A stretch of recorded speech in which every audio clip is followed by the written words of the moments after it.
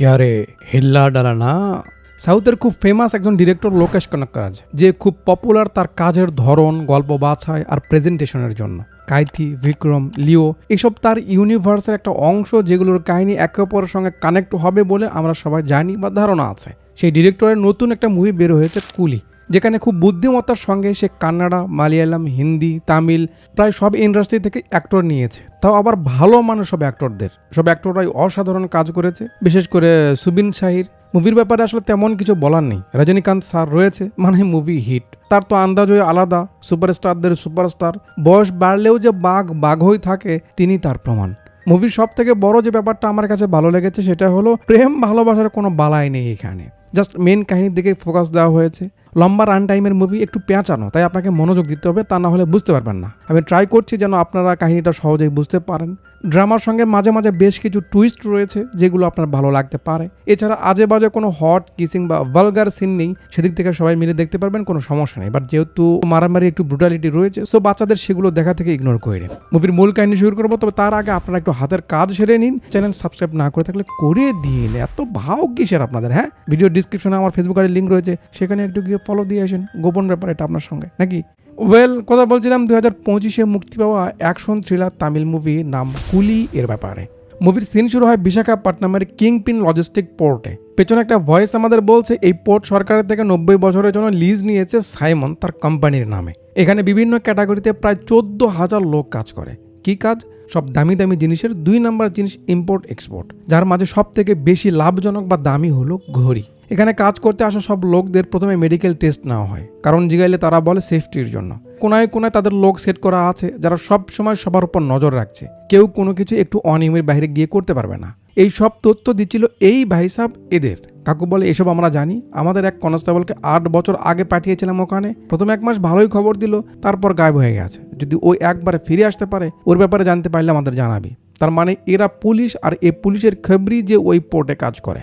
সে আরও বলে, হ্যাঁ 8 বছর আগে যাকে পাঠিয়েছো তার কি খোঁজ পাবে? আগে আমার কথা শোনো, শেষ তো হয়নি আমার কথা।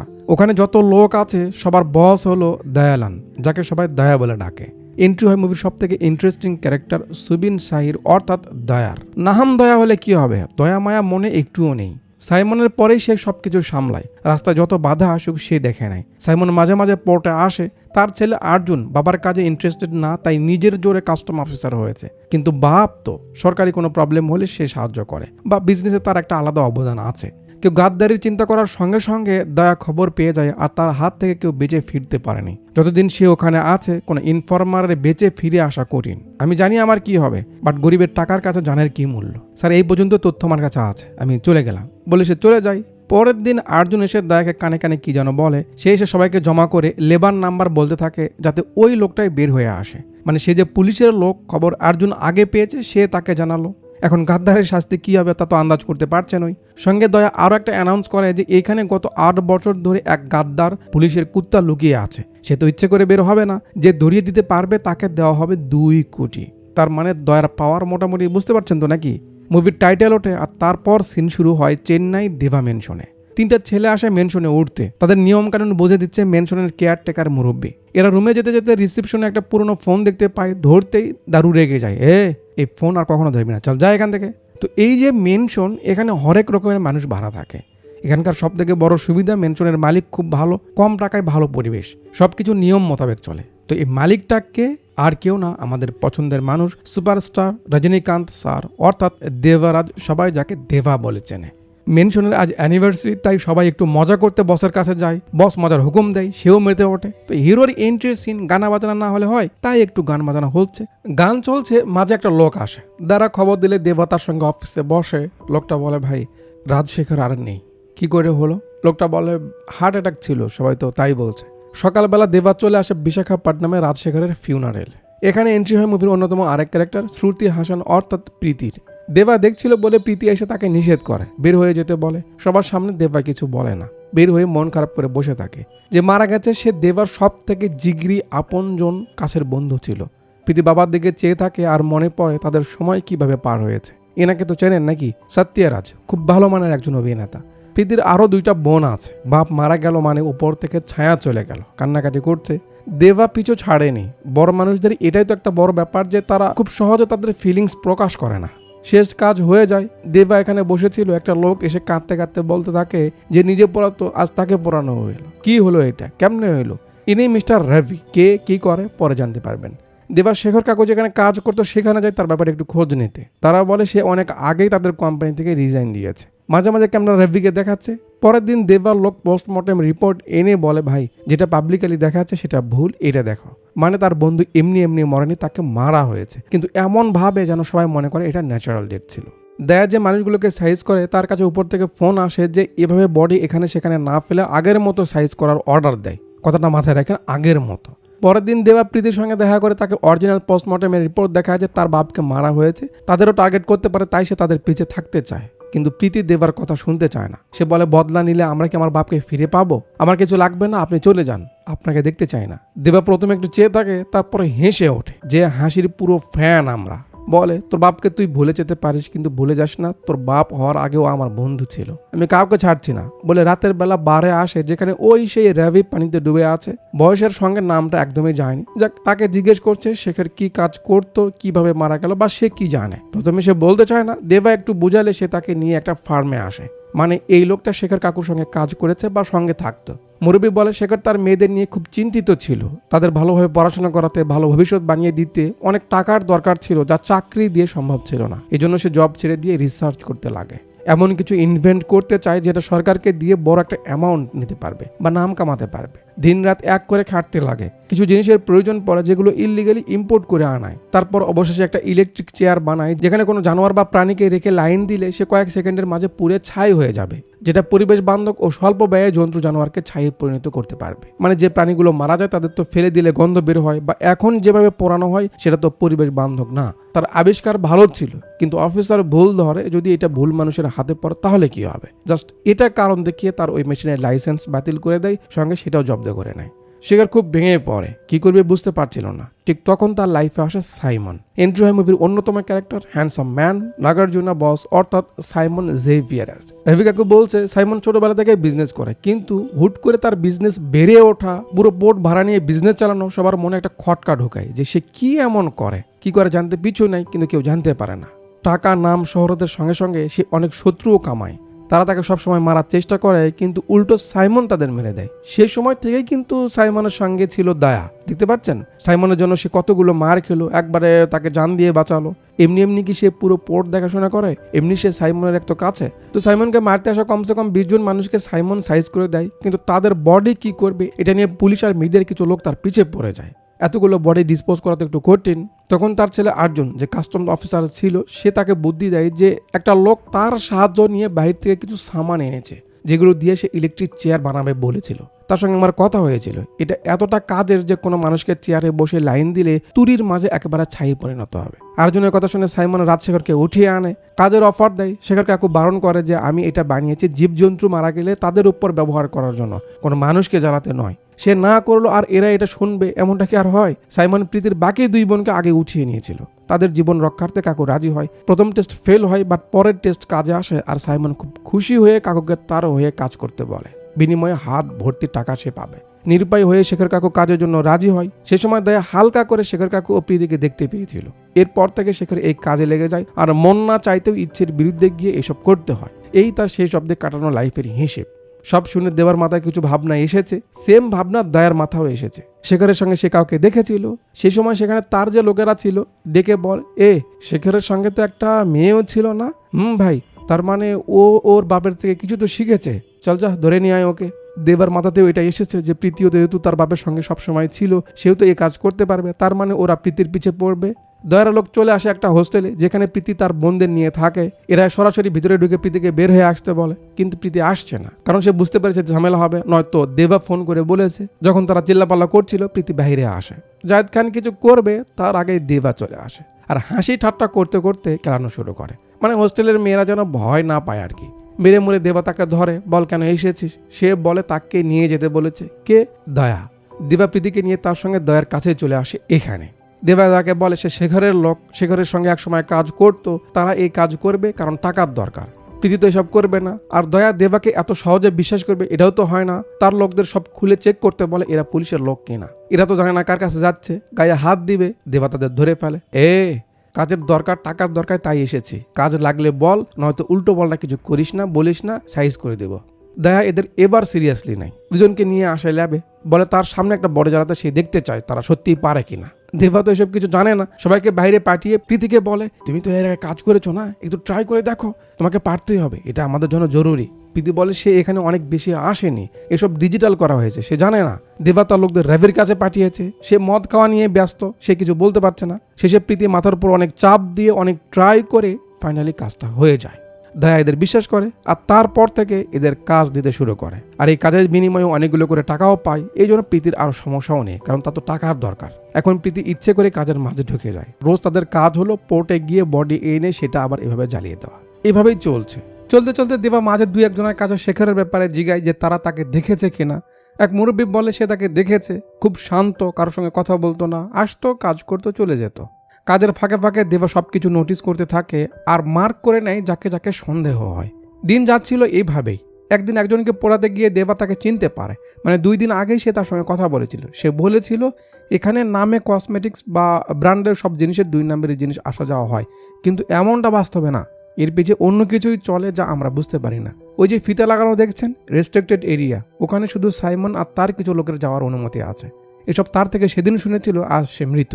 যাক, সব দিক থেকে সব কিছুর মাঝে দেবা একটাই নাম বারবার শুনতে পায়, সেটা হলো সাইমনের। সাইমনের ছেলে আর্জুন, যে তার বাবার অফিসে কাজ করে একটা মেয়ে কালিয়ানি, তার সঙ্গে সম্পর্কে আছে। বাসে করে ঘুরছিল, তার ফোন আসে। কথা শেষ করে কালিয়ানিকে বলে তার যেতে হবে। বাস থেকে নেমে দয়াকে ফোন করে একটা ছেলের নাম বলে যে সে নাকি ইনফর্মার। দয়া তাকে খোঁজার জন্য এখানে আসে, দেখে সেখানে বাহিরের কেউ পার্টি করছে। দয়া জিগাইলে তার লোকেরা বলে সরকারের বড় কোনো বাপের মেয়ে হবে, অনুমতি নিয়েই এখানে এসেছে। আর্জুনও চলে আসে। দয়া খবর পাক্কা।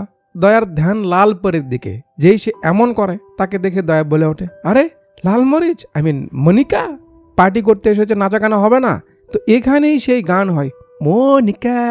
দিদির নাচানাচি দিকে দয়াও শুরু করে, আর এই সেই ভাইরাল নাচ। নাচের ফাঁকে আর্জুন যে ছেলের কথা বলেছিল, দয়া তাকে ধরে নেয়, পেরেক মেরে বসে রাখে, আবার নাচানাচি করে। তারপর গান শেষে সাইমন আসে। ছেলেটাকে সামনে আনা হয়। দয়া সাইমনকে হাতুড়ি এগিয়ে দেয়, সাইমন হাতুড়ি উঠিয়ে মেরে দেয়, আর স্ক্রিনের আলো নিভে গিয়ে পরের সিন শুরু হয় ল্যাবে।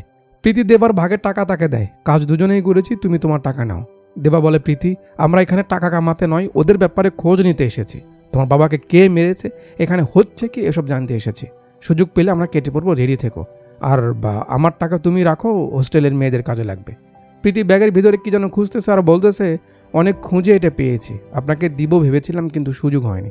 একটা ছবি বের করে দিয়ে বলে, তোমার আর বুয়ার ছবি, এইটুকুই আমার কাছে ছিল। ছবিটা হাতে পেয়ে দেবা আলাদা একটা জগতে চলে যায়। ইমোশনাল হয়ে পড়েছিল। ফোনটা বেজে ওঠে। রিসিভ করলে ওপার থেকে বডি নিতে পোর্টে আসতে বলে। দেবা না করবে, তার আগে বলা হয় সাইমন এসেছে। ব্যাস, এই সুযোগ কি দেবা ছাড়ে? চলে আসে। আর্জুন তার টুনটুনির সঙ্গে কথা বলছিল, সঙ্গে প্রীতিও রয়েছে। দেবা সাইমনের কাছে যায়। Hello sir. তো তুই দেবা? জি স্যার। প্রীতিকে দেখে, একটু মাথায় চাপ দিয়ে বলে, তোকে কেন জানি মনে হচ্ছে কোথাও দেখেছি। না স্যার, কোথায় দেখবেন, আমার তো মনে পড়ছে না। ইশারা করে পেছনে যেতে। দেবা গিয়ে বডির উপর থেকে কাগজটা সরিয়ে মুখ দেখতেই চমকে সাইমনের দিকে তাকায়। দুজনেরই চোখ বড়। মুভির প্রথম টুইস্ট। তো যেই ছেলেটাকে ধরা হয়েছিল তাকে মারতে গিয়ে সাইমন দয়াকেই মেরে দেয়। আমাদের মতো দয়াও অবাক, সে বুঝতে পারলো না এটা কি হলো। বাকি সবাই তো ভয় পেয়ে যায়, সাইমন যেন পাগল হয়ে গেছে। এবার সে ভেঙে দেয় যে গত 8 বছর ধরে যে পুলিশের লোক তাদের ভিতরে কাজ করছিল, সে আর কেউ না, এই দয়াই ছিল। সে সাইমনের জান বাঁচিয়ে তার কাছে এসেছিল। তারপর সাইমন তার হাতে সব তুলে দিয়েছিল। তারপর থেকে সবকিছু নর্মালি চলছে, কিন্তু সাইমন এখন জানতে পেরেছে এই আসলে পুলিশের লোক। সে যে অ্যানাউন্স করেছিল যে তার খোঁজ দেবে 2 কোটি টাকা দেওয়া হবে, সাইমন বলে ওই বোর্ড ওখান থেকে যে পেরে আনতে পারবে তাকে টাকা দেওয়া হবে। সবাই ছুটতে লাগে। সাইমন দয়াকে বসাতে থাকে। এটা আবার এখান থেকে এরাও দেখতে পায়। যে ছেলেকে দয়া ধরেছিল তাকেও সাইজ করে। এই জন্য দয়া এখানে পড়ে আছে আর কি। দেবা ভাবতেই পারছে না কার মাঝে কি আছে। সাইমন দেবাকে বলে দয়ার বডি কমিশনার অফিসের পাশে যে কবরস্থান আছে ওখানে পুঁতে রাখতে, যাতে শিয়াল শকুনির আগমনে সবাই বুঝতে পারে গাদ্দারের শাস্তি সাইমন কিভাবে দেয়। বডি নিয়ে এরা রওনা দেয়। প্রীতি বলে, স্যার এই কাজ তো ওরাও করতে পারতো, পড়ানোর কাজ না হয় আমরাই করছি, ওরা আমাদের দিয়ে কেন করাচ্ছে?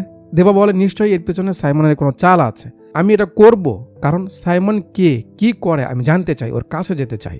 তোমার বাবার পিছে যদি ওর হাত থাকে তাহলে ওকে কেউ বাঁচাতে পারবে না আমার হাত থেকে। বৃষ্টি পড়ছিল, তার ভিতরে এরা খুঁড়ে মুড়ে দয়ার বডি সেখানে রেখে দেয়। বৃষ্টি থামার অপেক্ষা করছিল, একটু কম হলে যাবে। দেবা দেখে মাটির ভিতর থেকে হাওয়া বের হচ্ছে। দুজন চেয়ে আছে, দাম করে ভিতর থেকে হাত বের হয়। কেমনটা লাগে বলুন? প্রীতি তো খুব ভয় পেয়ে যায়, বাট দেবা বুঝতে পারে। সে তার হাত ধরে টেনে উঠায়, মানে দয়া হারামি মরেনি, এগুলা কথা বাড়ে। প্রীতি যেহেতু মেডিকেলের স্টুডেন্ট, সে কারণ বলে কিভাবে এটাও সম্ভব। দেবা প্রীতিকে তার উপর নজর রাখতে বলে মাথামোটাকে ফোন করে বলে যে এই দয়া এখনো বেঁচে আছে। সেই সময় সে সাইমনের সঙ্গে পার্টি করছিল। মাথা বলে ওকে বেঁচে রাখ, ওর কাছে অনেক টাকার মাল আছে, সে ব্যাপারে কেউ জানে না, আমি আসছি বলে বের হয়ে যেতেই এখানে কেউ একজন তার কথা শুনতে পায়। দয়া সমানে কান্নাকাটি শুরু করেছে। সে পুলিশের লোক, তাকে ছেড়ে দিক, তার বউ বাচ্চা আছে, অনেকদিন তাদের দেখা নেই, সে এলাকা ছেড়ে চলে যাবে, কখনো কারো সামনে আসবে না, খুব কাঁদে। মানে তাকে দেখে তো এমনিতেই অসহায় মনে হয়। প্রীতি বলে ছেড়ে দিতে। সাইমনকে তার লোক বলে দেয় এই কাহিনী। সে ফোন করে দেবাকে বলে কোনো প্রশ্ন করিস না, জাস্ট ওকে সাইজ কর, তোর বিষয়টা আমি দেখছি। বড় মানুষের এক কথা। দেবা বেলচা উঠায় একটা মারে, আর স্ক্রিনের আলো নিভে গিয়ে একটু পর দেখি মাথা চলে এসেছে, কিন্তু দয়া তো নেই। দেবা বলে ও উঠে চিল্লাচিল্লি করছিল, সামনে তো কমিশনার অফিস, তাই সাইজ করতে হয়েছে, এছাড়া উপায় ছিল না। মাথা মোটা মাথা আঁচড়াচ্ছে, সারা 200 কোটি টাকার মাল ছিল ওর কাছে, কি করেছি সেটা? আচ্ছা চল। দেবাকে নিয়ে সাইমনের কাছে আসে। দেবা সাইমনের কাজ করেছে বলে সে খুব খুশি। গিফট হিসেবে 2000 ভোল্টের একটা ঝটকা দেয়। কি? ল্যাপটপে একটা ফুটেজ দেখায়, যেখানে দেখা যাচ্ছে এই দয়া হারামগাদা রাজশেখরকে মারছে। ভিডিও দেখে তো দেবার রক্ত গরম হয়ে যায়, সে খুব অবাক হয়, এটা কি? দয়া হারামি কত বড় হারমোনিয়াম। দেবা চোখটা বন্ধ করে, আর তার ভিতরে চলা বাস্তবতা দেখায় যে সে আসলে তাকে মারেনি। তার অনুনয় বিনয় দেখে তাকে বাঁচায়, বলে এলাকা ছেড়ে চলে যেতে। দয়া বলে তাদের দুজনের মাঝে যে কোনো একজনকে তার সঙ্গে থাকতে, যাতে চেকিং হলে তাকে পার করে দিতে পারে। তার হাত জোর করে কাঁদতে লাগে। তার কান্নাকাটি দেখে প্রীতির একটু দয়া হয়। সে বলে স্যার আমি ওর সঙ্গে যাচ্ছি, তো আপনি চলে যান, নয়তো ওরা সন্দেহ করবে। প্রীতিকে তার সঙ্গেই দিয়ে সে এখানে এসেছে। এখন তো জানতে পারলো সে তাকে ছেড়ে দিয়েছে, কিন্তু এটা তো সাইমন জানে না। সাইমন বলে তোর কি মনে হয় তুই শেখরের লোক বলবি আর আমরা মেনে নিব? তুই শেখরের সব থেকে কাছের বন্ধু, আমি জানতাম। তুই এখানে কেন এসেছিস, চাল কি তোর, এটা বুঝতে তোকে কাছে রেখেছি। যখন বুঝলাম তোর উদ্দেশ্য শেখরের বদলা নেওয়া, তো এই কাজটা করে দিলাম। চল, তুই তো ফাইনালি বদলাটা নিয়েই ফেললি। সেই খুশিতে একটা ড্রিঙ্ক হয়ে যাক। সাইমন ড্রিঙ্ক বানাতে যায়, দেবার ভিতরটা ফেটে যাচ্ছে যে শালা কি ভুলটা সে করেছে, ওকে ছেড়ে দিল। ফোন আসে, এবার থেকে হাসতে হাসতে হারমোনিয়াম বাজতে শুরু করে। কিরে দেবা, তুই এত বোকা তা তো জানতাম না, আমি যা বলবো তুই তাই মেনে নিবি? কত বড় গিরিগিট দেখেছেন? দেবার রাগ ভরা মাথায় জাস্ট জিগায়, শেখর শেষবার তোর কানের কাছে গিয়ে কি বলেছিল? দয়া বলে ও তাহলে সিনেমা দেখা শেষ, তাহলে তো বুঝতেই পারছিস আমি কে। শুনবে, তোর বন্ধু মরার আগে আমার কানের কাছে এসে বলেছিল পাওয়ার হাউস। কিসের পাওয়ার হাউস বে, কে তুই? দেবা ফোনটা রেখে চেয়ে থাকে, আর ৩০ বছর পেছনে পাওয়ার হাউসের সামনে নিয়ে আসে, যখন রাজশেখর আর দেবা একসঙ্গে কাজ করত। দেবা তার লোকদের রক্ষা করার জন্য সবসময় মালিকের সঙ্গে ঝামেলা করত, আজও করেছে। সেই ব্যাপারটা নিয়ে শেখর তাকে বকা দিচ্ছে। এখানে শেখরের কথায় আমরা আরেকটা ব্যাপার বুঝতে পারি যে দেবা আসলে রাজশেখরের জাস্ট বন্ধু না, তার বোনের জামাইও। দেবা তার পরিবারের পরোয়া না করে মারামারি করে, সারাক্ষণ ডাবের পানি খায়, অন্যের ঝামেলায় নিজে জড়ায়। শেখরের কথা সব কিছুর মূলে এই ডাবের পানি। তাকে প্রমিস করায় সে আর কখনো ডাবের পানি খাবে না, যদি খায় তাহলে তার মৃত্যুর দিনে যেন খায়। বন্ধুত্বের জন্য দেবা প্রমিস করে আর কখনো খাবে না। ক্যামেরা জুম আউট করলে দেখি গাছের পাতার মতো সব পড়ে পড়ে ঘুমাচ্ছে। মানে এতগুলো মানুষকে সে একাই ঘুম পাড়িয়েছে। তারপর থেকে আজ অবধি দেবা ডাবের পানি খায়নি। সাইমন ডাক দেয়, কোন ব্রান্ড ব্রো? দেবা লোকাল দেখে দেয়। আজ 30 বছর পর খাচ্ছে, কারণ যে বন্ধুর জন্য কথা দিয়েছিল তার বদলা নিতে এতটুকু তো ভিতরে যেতেই হবে। তার খাওয়ার স্টাইল তো আলাদা। মাথামোটা তার কাছে এসে ফিসফিস করে বলতে থাকে, তোর সঙ্গে যে একটা মেয়ে ছিল সে কই? আমি জানি দয়া বেঁচে আছে, তোরা ওকে লুকিয়ে রেখেছিস, আমি কালকেই কবর খুঁড়ে দেখব। ব্যাস, দেবার মেজাজ খারাপ হয়ে যায়, এ তো ডিস্টার্ব করছে। সাইডে মাল ছিল, আলুর ছাল ছিলে নেই। সবাই তাকে মারতে যাবে, সাইমন থামায়। দেবা সাইমনকে বলে সে তাকে সবার আগে খবর দিয়েছিল দয়ার ব্যাপারে, সে সাইমনকে বলতে বারণ করেছিল। সাইমন বলে আমি সব জানি, কিন্তু ওকে কখন সাইজ করব এটার সিদ্ধান্ত আমি নেব, এখন ছেড়ে দে। দূর, কে শোনে কার কথা। দেবা সাইমনের কথা কানে নেয় না, আলু ফাঁক করে ফেলে। সাইমন যে গান টেনে আসে তার কোনো ভয়ই নেই। সাইমনের চোখের সামনে কিছু একটা ভেসে ওঠে, আর সে বলে শালা কে রে, একে তো কোথাও তো দেখেছি। দেবা বাইরে আসে। দয়া আবার ফোন করে বলে, কিরে এতক্ষণে তো বুঝে গেছিস তোর বন্ধুর পিছে কে ছিল, কিন্তু কিছু করার নেই তোর, কারণ এখন তার মেয়ে আমার কবজায়। অনেক কাজ ফেলে আমায় আসতে হয়েছে, আমার সব কাজ পুরো করবি তুই। হুমকি ধমকি দিতে থাকে। কিরে করবি না? দেবা হাসি দেয়, মানে রজনী স্যারের সেই সিগনেচার হাসিটা দেয়। আর এখানেই মুভির ইন্টারভেল হয়। ইন্টারভেল পর রাজশেখরকে সাইজ করার পেছনে দয়ার কারণ কি ছিল সেটা দেখায় যে সেও কৌতূহল নিয়ে খুঁজতে খুঁজতে দয়ার কিছু ফাইল পায় যেগুলো তার খুব পার্সোনাল ছিল। এটা দয়া দেখে ফেলে, সেই কারণে সে তাকে ধরে। চলে যাওয়ার আগে শেখর তাকে বলেছিল তাকে যেন এমনভাবে পাঠায় যাতে সবাই মনে করে এটা ন্যাচারাল ছিল, নয়তো তার খবর আছে। দয়া শেখরকে সেভাবেই আঘাত করে তাকে শেষ করে দেয়। এসব বলতে বলতে শয়তানি হাসি দিচ্ছে, মানে সে প্রীতিকে এসব হয়তো শোনাচ্ছিল। এখন প্রীতি যেহেতু তার কাছে বন্দি, তাই তার কথা মতো দেবা কাজ করে। সাইমন শহরে নেই, এটাই সুযোগ। দয়া দেবাকে যেখানে যেখানে যেতে বলে, যেটা যেটা করতে বলে দেবা করে। প্রীতির থেকে সে তার কাটা পাটা সেলাই করে নিচ্ছে, কিন্তু সে কিছু করতে পারবে না, কারণ দয়ার লোক তার 2 বোনকেও বন্দি বানিয়ে রেখেছে। দয়ার কথা মতো দেবা একটা জায়গায় আসে যেখানে বাথরুমের মাঝে তার রুম, অনেক কিছু রয়েছে রুমে। দেবা ব্যাগটা রেখে সেখান থেকে চলে যায়। ওদিকে আর্জুন তাদের ভালোবাসার ব্যাপারে বাপকে বলবে, কিন্তু সাহস পাচ্ছে না। কালিয়ানু বলতে না করছে, কারণ তার বাপ কি করতে পারে সে খুব ভালো করেই জানে। আর্জুন বলে, আমি সরাসরি বাবাকে বলবো না, কিন্তু বাবা তার কথা শুনবে এমন একজন আছে, তাকে বলবো। পরের দিন দয়া দেবাকে আরেকটা কাজ করতে বলে। দেবা সেই কাজে লেগেছিল। আর্জুন আসে। দেবা মনে করে সে হয়তো বুঝতে পেরেছে, বাট না, সে তো আছে তার ধান্দায়। বলে, স্যার আপনার সঙ্গে আমার কিছু কথা ছিল, কখন ফ্রি হবেন? দেবা বলে, আমি তোমায় ডেকে নিবনি। ঠিক আছে। আর্জুন চলে গেলে দয়া দেবাকে ইনস্ট্রাকশন দিতে থাকে, আর তার কথা মতো সে একটা রুমে ঢুকে যায়। লাইট অন করলে দেখে সেখানে সাইমনের কিছু লোক আগে থেকেই ছিল, মানে তারা একজন খবরিকে ধরেছে যে খুব জরুরি কিছু ফাইল নিয়ে পালাচ্ছিল। দেবা যেহেতু সাইমনের খাস, তাই তারা তাকে বলে, ভাই তোর কাছে যাচ্ছিলাম, বল এর কি করব, এ তো ধরা পড়েছে।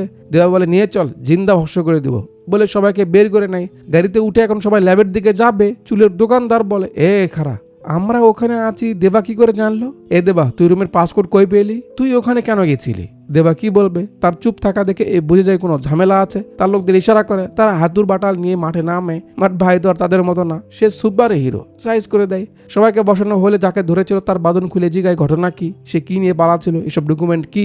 সে বলে যে ডকুমেন্টগুলো দেখছেন এগুলো বাইরের দেশের হাই প্রোফাইল ক্লায়েন্টের ডিটেলস। ক্লায়েন্ট?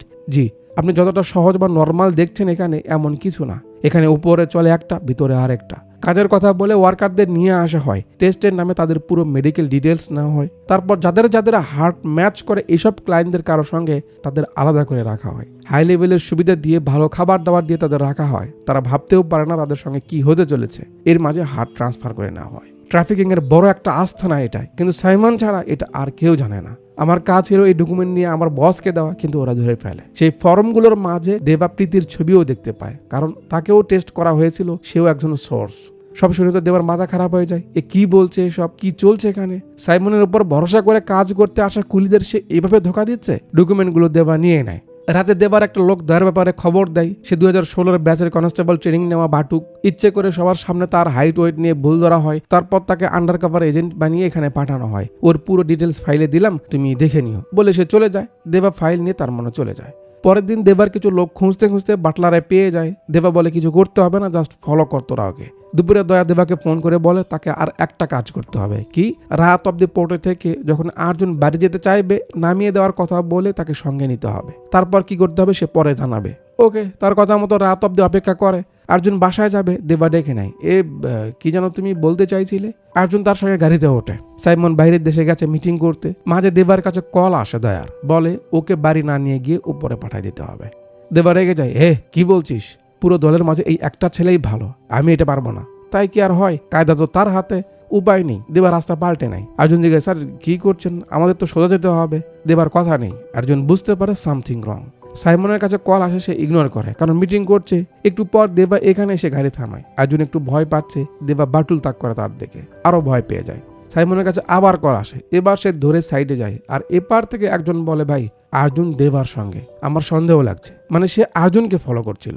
সাইমন নজর রাখতে বলে, ভুলভাল কিছু দেখলে যেন শেষ করে দেয়। আর্জুন ভয়ে কাঁপছে। দেবা বাটুল নিচু করে, সামনে তাকাতে ইশারা করে লাইট দেয়, আর দেখে কালিয়ানি এখানে। আর্জুন ভাবতেই পারেনি দেবা এমন কিছু করবে। দেবা বলে, চল পালিয়ে যা, তোর বাপ শহরে নেই, এটাই সব থেকে ভালো সুযোগ। স্যার যা বলছি। আর্জুন কালিয়ানির কাছে যায়। দুজন এখান থেকে পালিয়ে যাবে। তারা চলে যাক, দেবাও চলে যায়, তার তো এখানে কাজ নেই। সাইমন টেনশনে আছে, তার ছেলে দেবার সঙ্গে কি করছে, না জানি তার কি হলো। একটু পথ আসতেই দেবার কাছে দয়ার মেসেজ আসে, ওকে ছেড়ে দিয়ে তুই ভুল করলি দেবা। দেবা থেমে যায়, কি হলো কিছু বুঝতে পারে, আর ক্যামেরা জুম আউট করে এরিয়াটা দেখিয়ে পরের দিন সকালে নিয়ে আসে। দেবা যেহেতু আর্জুনকে ছেড়ে দিয়েছে, তাই দয়া ফোন করে পরের দিনে দেবাকে ধমকায়, কি বে, ওকে ছেড়ে দিতে বারণ করেছিলাম না, চল ভিডিও কল কর। ভিডিও কলে দেখায় সে প্রীতিকে 20 তলা উপরে নিয়ে গেছে, ওখান থেকে ফেলে দিবে এমন ভয় দেখাচ্ছে। দেবা অনুরোধ করতে থাকে, দয়া হাসতে থাকে। দেবা যত অনুনয় বিনয় করছে, দয়া তত মজা নিচ্ছে। মাঝখানে হুট করে দেবার টন পাল্টে যায়, কিরে দিলীপ, পাট নিচ্ছিস দেখি? দয়া চুপ, কিবে টন পাল্টে গেছে দেখে ভয় পেলি নাকি? Constable Dilip Kumar, batch number 26, গন্ডারের চামড়া, শেয়ালের বুদ্ধি। কি মনে করেছিস বে তোর থেকে চালাক আর কেউ নেই? চল লাগে ভিতরে টেনে নে। অনেক কমিনে দেখেছি বে, তোর মতো গুইসাপ একটাও দেখিনি। নে তোর মালামালের খবর নে, দেখ আছে কি না। তার লোক গিয়ে দেখে কিছুই নেই। দয়া বলে ভুলে গেলি ওর 2 বোন আমার কবজায়? দেবা বলে একবার তো চেক করে দেখ। তার লোকদের গিয়ে দেখতে বল। সেখান থেকেও তাদের নিয়ে গেছে দেবার লোক। দেবা বলে আবে হল্যান্ডার মুলা, ওখানে আর্জুনের সঙ্গে তো জাস্ট ওই মেয়েটাকেই রেখে এসেছিলাম। আমি সরে আসতেই তোর কাছে মেসেজ এলো। অর্জুন তো তোকে বলার প্রশ্নই ওঠে না। বাকি থাকলো কে? ওই মেয়ে। তার মানে সে তোকে জানিয়েছে, কারণ সে আর কেউ না, মিসেস দিলীপ কালিয়ানি, তোর বউ বে। ওরে টুইস্ট রে, কালিয়ানি দয়ার বউ, আর সে অর্জুনকে ফাঁসিয়েছে। কার মনে কি কি হচ্ছে বুঝতে পারছেন? দেবা পট্টি খুলে তার হাতে বাঁধতে বলে, আরেক মাথা গলায় বাঁধতে বলে, কারণ কুত্তার পট্টি কুত্তার গলাতেই মানায়। প্রীতি চলে যাবে, বলে স্যার ওকে একটা থাপ্পড় মারার ইচ্ছে ছিল আমার। দেবা বলে এত জোরে মার যেন আওয়াজ তোর বাপের কান অব্দি পৌঁছায়। মেরে মুরে সে নেমে যায় নিচে। দেবার ওই লোক যারা ফলো করছিল তারা অপেক্ষা করছে, তাকে নিয়ে যায়। কালিয়ানিকে চেয়ারে বসিয়ে রেখেছে, তাকে পরে সাইজ করবে। রেবিকাকে বলে দেবা তোর কুলি নাম্বার কি 5821 ছিল? দেবা বলে কেন? তোর ল্যান্ডলাইনে কখনো ফোন করে কেউ এই নাম্বার বলেছে? না তো। তাহলে শোন, যে ফোন করে তোকে তোর কুলি নাম্বার বলবে সেই তোর সন্তান। দেবা যেন আকাশ থেকে বল, কি বলছিস বে? কি করে জানলি এসব? কে বলেছে তোকে? রবি বলে শেখর বলেছে। তোর একটা সন্তান আছে এটা বলার জন্য ও কয়েকবার মেনশনে গেছিল, কিন্তু ভয়ে বলতে পারেনি যদি তুই তার উপর অভিমান করিস। ও জানতো এই কাজের কারণে কোনোদিন হঠাৎ ও পড়ে যেতে পারে, তাই তোকে বলতে বলেছিল আমায়। দেবা রেগে যায়, তাহলে এতদিন একবারও বলিসনি কেন বে? ও মানে দাবের পানি তাহলে সে ভুলে গেছিল।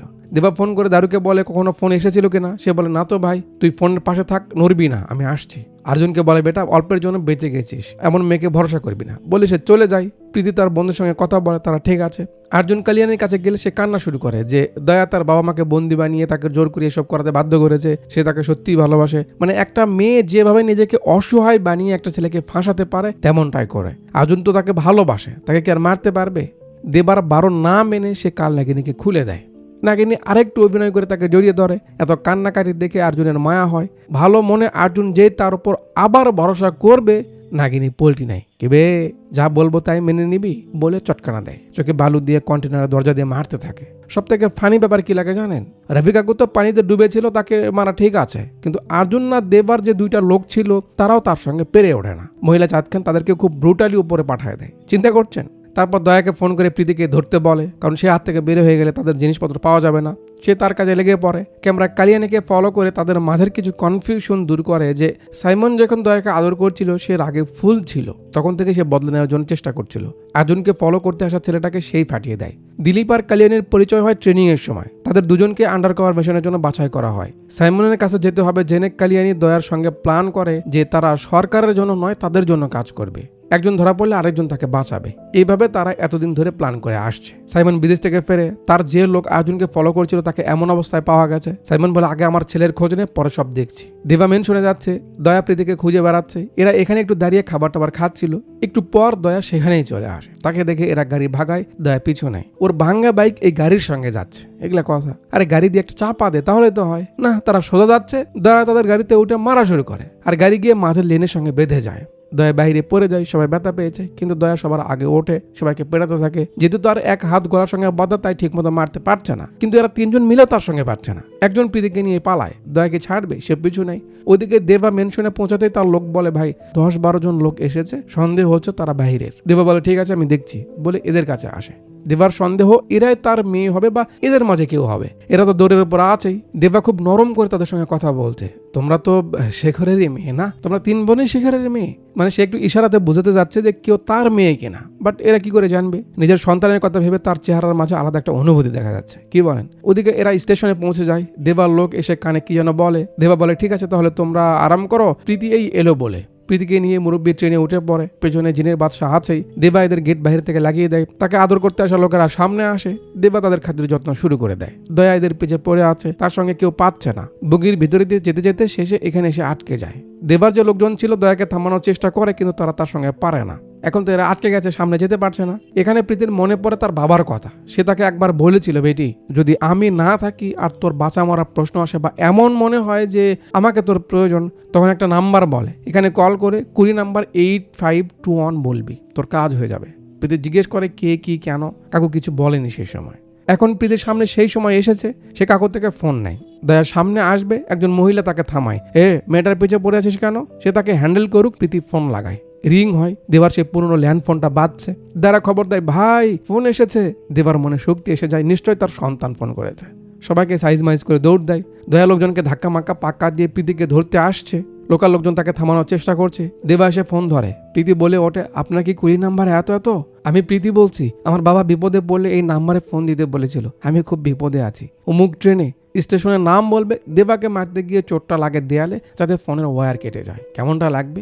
রাগ হয়ে শালাকে বসায়। ওদিকে দয়া এসেও প্রীতিকে ধরে ফেলে। খুব বাজে এক অবস্থা, শেষ করে দিবে। মুরব্বী পেছন থেকে তাকে আদর করে। দেবা তার লোককে ট্রেনের নাম বলে প্রতিটা স্টেশনের লোক দাঁড় করে রাখতে বলে। এখন ব্যাপারটা যেহেতু নিজের মেয়ের, কচু কাটা শুরু করে। দয়া মুরব্বীকেও ধরে ফেলে। মুরব্বী প্রীতিকে বাঁচাতে তাকে সঙ্গে নিয়েই ট্রেন থেকে নেমে যায়। ট্রেন চলে যায়, দয়া কিছু করতে পারে না। বাট মুরব্বীকে দেবা তার লোকের নাম্বারে ফোন দিয়ে যাচ্ছে, কিন্তু ফোন ধরবে কে?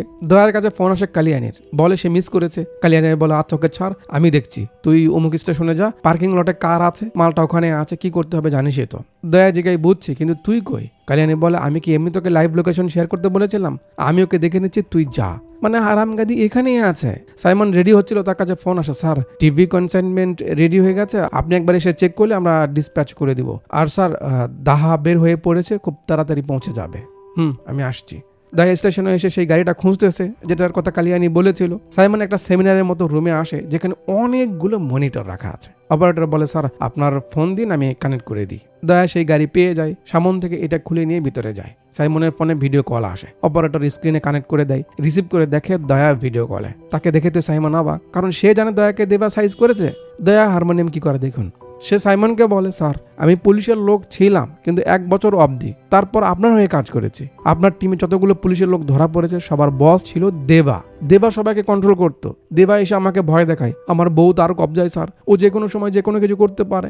দেবা এখনো আমাকে দেখছি, ওর কথা মতোই আমি আপনাকে কল দিয়েছি। কারণ ক্যামেরা ঘুরালে দেখি আর্জুন মুক্ত বাধা, সে মাথা নাড়ছে। দয়া আর্জুনকে সাইমনের সামনেই, এই জায়গাটা আসলেই খারাপ লাগে। দয়ার পরে এতটা রাগ ওঠে, মন চাইছিল শালার টাকলার উপর সুপারি রেখে হাতুড়ি দিয়ে একটা বাড়ি দেয়। অনেকবার ট্যাপ করে আর্জুনকে শেষ করে আবার বলে, স্যার আমি যদিও নিরুপায়, তারপরও আপনার একটা উপকার করি। রাজশেখরের মেয়ে অমুক স্টেশনে নামতে চলেছে, আপনি চাইলে ওকে ধরতে পারেন, বলে ফোন কেটে দেয়।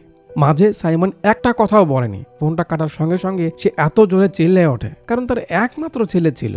ওদিকে দেবাকে মারতে আরো লোক চলে আসে, মেবি সাইমনের লোক। দেবা ফোনেই লেগে আছে, কিন্তু আপডেট পাচ্ছে না। এই মশা মারা কামান চালানো পালোয়ান কই থেকে এসে ডায়লগ মারা শুরু করে, মান্ডিয়া থেকে তোরা কুলিরা পালিয়ে এসেছিস না, এখানে থাকছিস 18 জন, আজ তোদের কি হবে? মানে তার লোক দেবার সঙ্গে সেই সময় কাজ করতো যে লেবাররা ছিল, তারাও তো এখানে থাকে, সবাইকে ধরে ফেলেছে আর কি। তার বলা শেষ হলে দেবা একটা সিটি মারে, ব্যাস তার সব লোকেরা অ্যাক্টিভ হয়ে যায়, ধরতে আসা লোকদেরই সাইজ করে দেয়। দেবা বলে, ঠিকই বলেছিস বে, আমরা কুলি, কিন্তু তোর হিসেবে একটু গরমের আছে, আমরা 18 জন নই, 19 জন, বলে ডেকে ওঠে, কালেশা।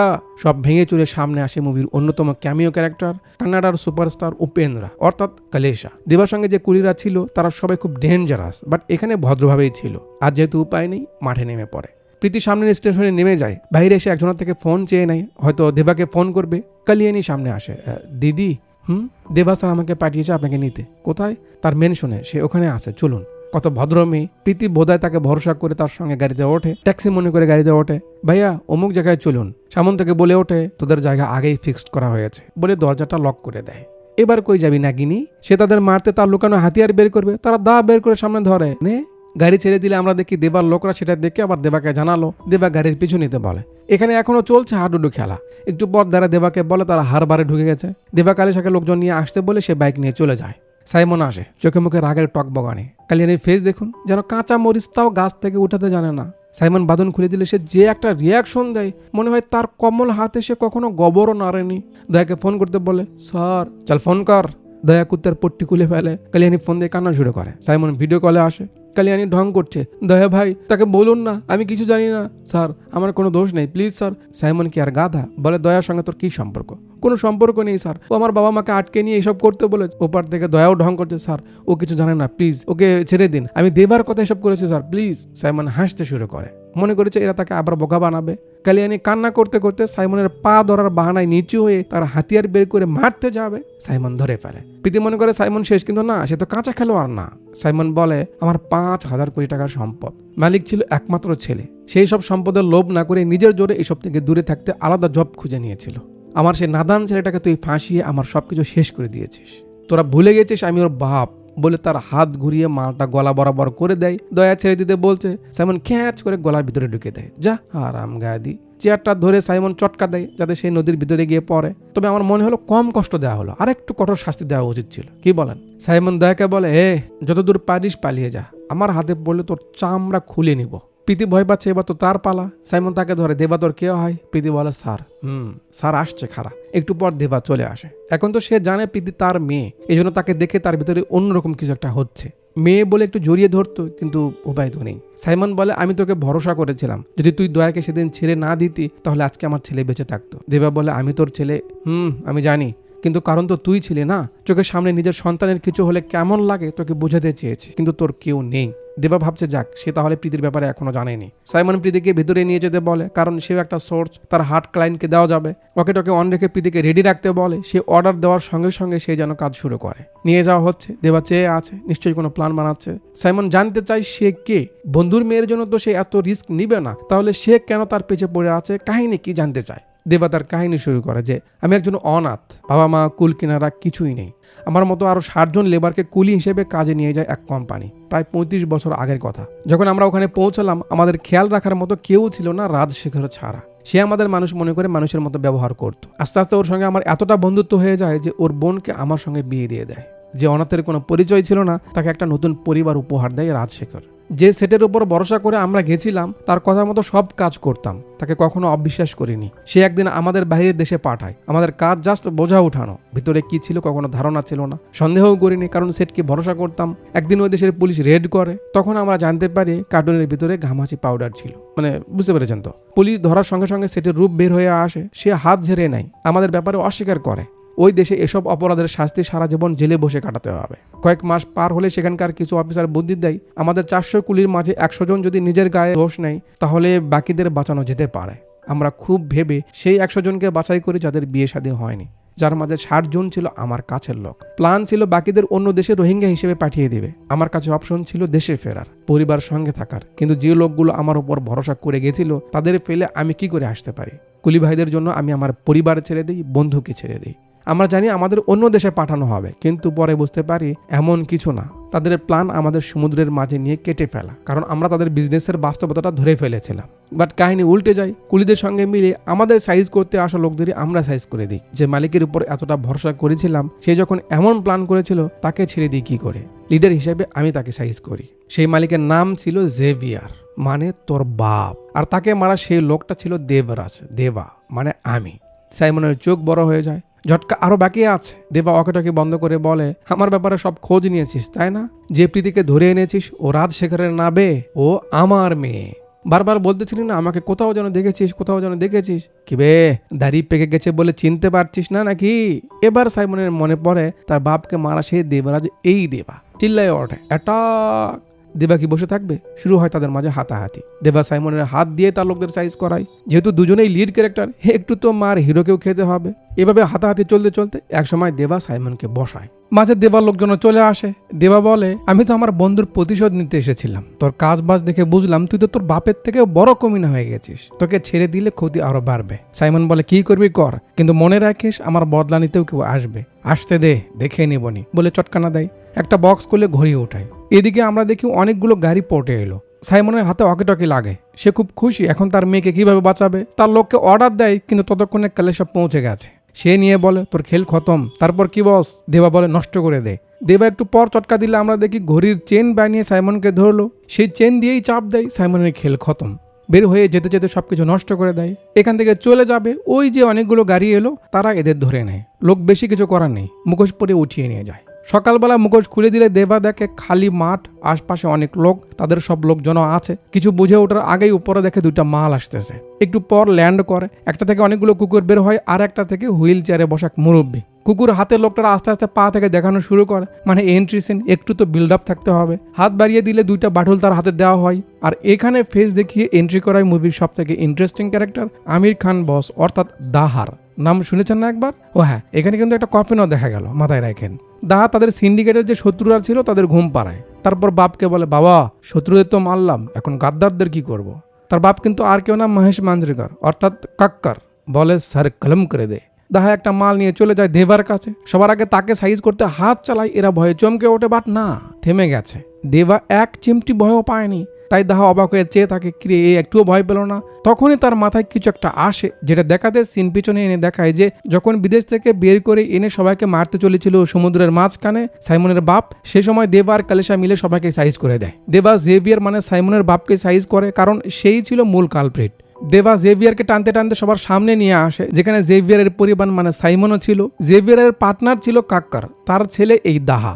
দেবার কাজ দেখে সে বলে, এ কি বাবার থেকেও বড় মা। সেদিন দেবা সবাইকে ওয়ার্নিং দিয়ে ছেড়ে দিয়েছিল। দেবা অন্য কুলিদের জন্য নিজের পরিবারের কথা ভাবেনি, তাই রাজশেখর তার সঙ্গে অভিমান করে দূরে চলে গেছিল। দাহা বলে ওঠে, ও famous labour union leader Debraj, আরে ভাই কেমন আছো তুমি? দেবা বলে, বাহ, নাম মনে আছে তাহলে? আরে কেন থাকবে না, তোমায় কি বলা যায়? বাবা, দেবা তো বেঁচে আছে, এইসব কি? দাহা দেবাকে বলে, বাবার চেয়ার যখন আমাকে দেওয়া হয় আমি কত খুঁজেছি তোমায় জানো? তোমায় আর তোমার টিমকে আমার প্রয়োজন ছিল, কারণ তোমাকে আমি আমার ডান হাত বানাতে চেয়েছিলাম। সবাই আমায় জানিয়েছিল তুমি মারা গেছো। কি এখন কাজ করবে আমার সঙ্গে? দেবা একটা বিড়ি লাগিয়ে বলে, দাঁড়া, তোর বাবার সঙ্গে কথা বলে জানাচ্ছি। দেবার কাছে আসা দেখে কাক্কারের কাঁকড়া নড়ে ওঠে। দেবা বলে, কাক্কার, অনেকদিন পর দেখা হলো, তোর ছেলে আমাকে তার সঙ্গে থাকতে বলছে। ঠিক আছে, থাকবো, কিন্তু ওকে বলে দে কোনো কুলি বা লেবারের একটুও ক্ষতি হলে আমি কি করতে পারি। কাক্কার প্রমিস করে তেমন কিচ্ছু হবে না, সে সব কিছুর খেয়াল রাখবে, সে জাস্ট তাদের সঙ্গে থাক। দেবা গিয়ে কাক্কারের সাইডে দাঁড়ায়। কাক্কার খুশি হয়ে ছেলেকে বলে, রাজি হয়েছে, কাজ হয়ে গেছে, ও থাকবে আমাদের সঙ্গে। দাহাও এটাই চাইছিল। মাঝে আবার একটা গাড়ি আসে, আর ভিতর থেকে বের করে আনা হয় কচ্ছপের বাচ্চাকে। তাকে দেখে তো প্রীতির রক্ত টকবক করছে। দাহা তাকে সাইজ করতে যাবে, দেবা ডাক দেয়, দাহা ওকে ছাড়, ও আমার শিকার। তিনজন মিলে যায়, সিনটা বেশ লাগে। দাহা তো দেশি বিড়ি খায়নি কখনো, জিগাই এটা কি? কালিশা বলে, বিড়ি। দাহা বলে, ভালোই তো, আর আছে? কালিশা আর একটা বের করে, দাহা পুরো প্যাকেটটাই নিয়ে নেয়। আরে দেবা টাকলাকে ধরে, কিরে কিছু মনে পড়ছে? দয়া ভাবছে শেখর তাকে বলেছিল কেউ আসবে, আজ তো সত্যি সত্যি এসে গেল। দেবা একটা ডিসুম দেয়, টেঙ্গুর গিয়ে কূপের মাঝে পড়ে। দেবা মাটি ফেলতে বলে, দাপন হয়ে যায় দয়া। দাহা বলে, এত গভীর গর্ত কেন? দেবা বলে, ওর উঠে আসার অভ্যেস আছে, তাই রিস্ক নিলাম না বলে যেতে লাগে। দাহা বলে, ভাই বন্ধুর বদলা নিতে ভালোই লাগে না? দেবা হাসছে। দাহা বলে, আমার বন্ধুর বদলাও তো আমাকে নিতে হবে, তাই না? কিন্তু দেখা যাবে পরে, আগে ধান্দা, তাই সব ভুলে গেলাম। তো বলো কবে জয়েন করছো আমার সঙ্গে? এবার যেন আবার এতটা সময় নিও না যে আমাকে আবার ইন্ডিয়াতে আসতে হয়।